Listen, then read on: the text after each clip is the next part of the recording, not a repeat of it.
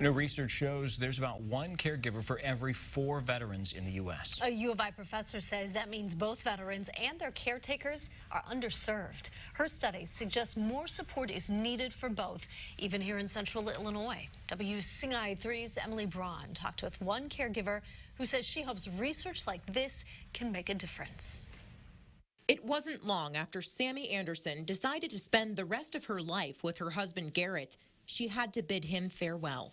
He was sent to Baghdad in 2005. He didn't come home the way he left.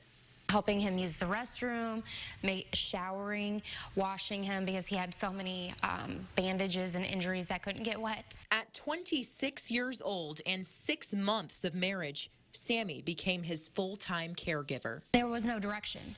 They didn't say, here's what you're going to do, here's what it looks like. There's no book. It's kind of like, here's your injured soldier.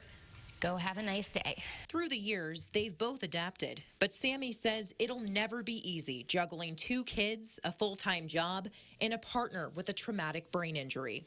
U of I researcher Sandra Luz Lara Sinasomo says that's a picture many of today's caregivers are a part of. It is not an easy job, and a lot of these caregivers are not paid for all of the time they're spending, on average of 21 to 30 hours a week on top of everything else they have to do. She conducted a study that showed when caregivers participate in mindfulness activities, they reduce stress and anxiety. It also suggested 9,000 veterans in Champaign County are not getting everything they need.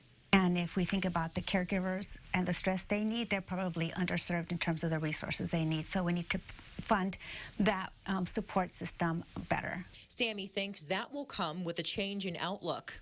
The Department of Veterans Affairs has taken the approach of this is a temporary help, which doesn't really make sense with the injuries that are coming back. So at least there is a recognition that they do need to do a little bit more. She hopes with more studies and research like this, they will get there one day. In Gifford, Emily Braun, WCIA3, your local news leader. This research was funded by the Ches Center for Wounded Veterans in Higher Education at the U of I.